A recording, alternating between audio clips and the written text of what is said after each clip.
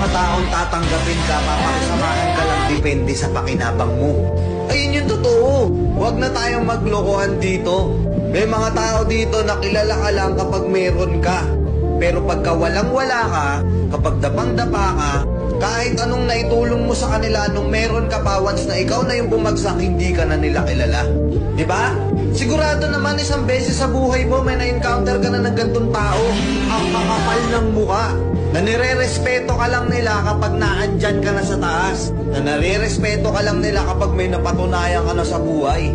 Pero pag hindi, kapag nasa lowest part ka ng buhay mo, tangina sino ka? Ang dami niyang reasons. Nakadikit siya sa mga taong mas may pakinabang sa kanya.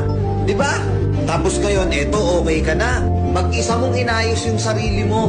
Inilayo mo yung sarili mo sa kanila. Kasi wala din naman eh. Ang dumating yung time na hindi mo na kaya, wala ka ng ibang malapitan. Pero ikaw lang mag-isa. Lahat sila tinalikuran ka. Ang daming excuses. Ni kahit suporta man lang, kahit pampalakas ng loob, wala sila. Tapos ngayon, okay ka na, nakakatayo ka na ulit, andyan na naman sila. Unti-unting dumudungaw sa bintana ng buhay mo.